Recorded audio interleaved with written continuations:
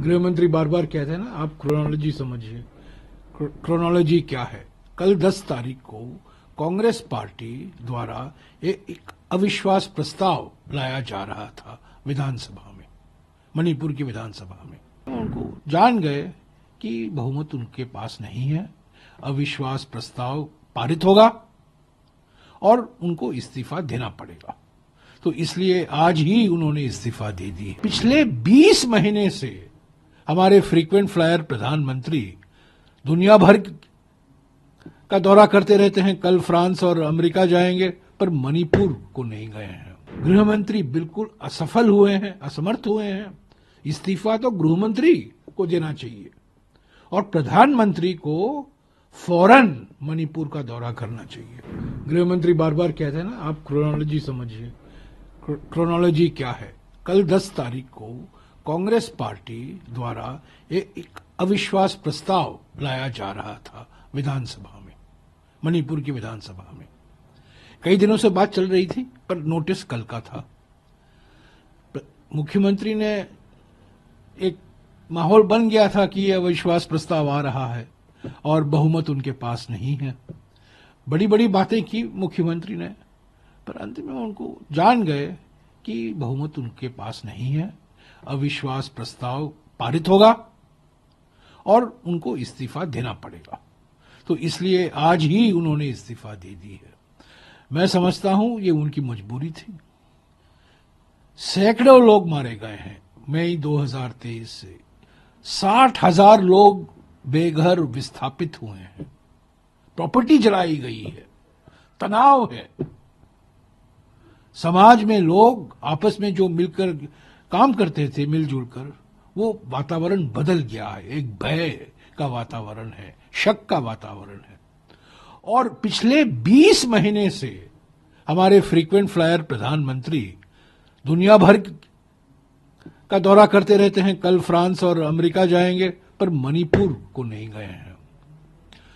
तो ये देरी हुई है।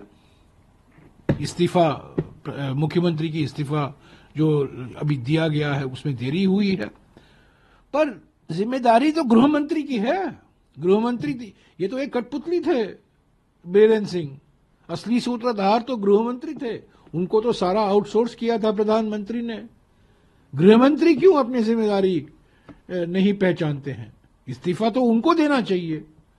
और प्रधानमंत्री 20 महीने से क्यों नहीं गए हैं मणिपुर? सब देशों, दुनिया भर का भ्रमण कर रहे हैं, हर राज्य में जा रहे हैं, चुनावी प्रचार कर रहे हैं, उद्घाटन कर रहे हैं, इनॉग्रेशन कर रहे हैं, पर मणिपुर नहीं गए हैं। और अभी अभी मैंने पढ़ा 20 तारीख को, यानी कि फरवरी 20 को वो गुवाहाटी जाने वाले हैं। गुवाहाटी से इम्फाल तो आधे घंटे का बिल्कुल प्लेन राइड है प्राइम मिनिस्टर के जहाज में। वो मणिपुर क्यों नहीं जाते? तो ये इस्तीफा पहला कदम है।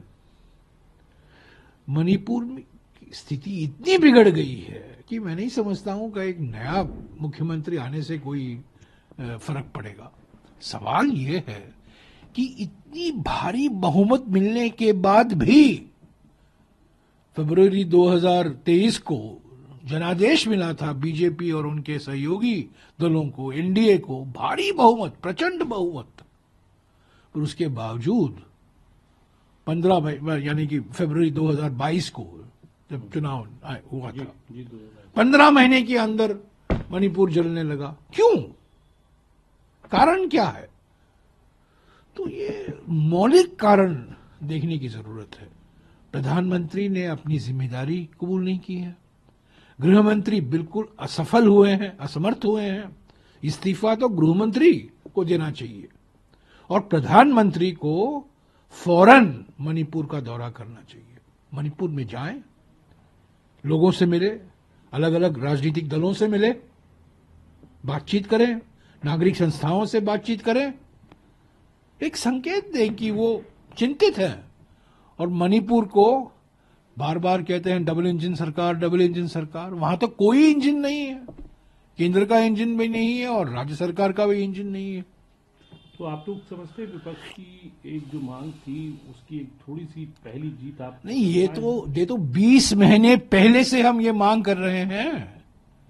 मई 2023 से मैंने खुद मांग की है कि मुख्यमंत्री को इस्तीफा देना चाहिए, जरूरी है।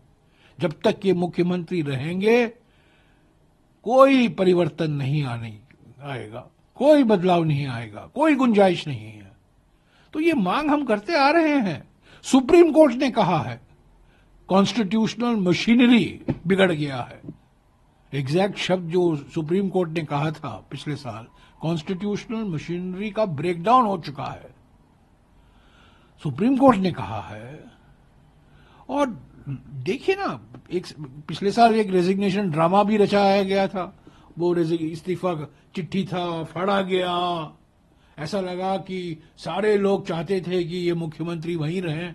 पर जब अविश्वास प्रस्ताव का सवाल आया और कल अविश्वास प्रस्ताव एडमिट होने वाला था, उस पर चर्चा होने वाली थी, आज ही फोन गया दिल्ली से, संदेशा गया गृह मंत्री से कि इस्तीफा दो।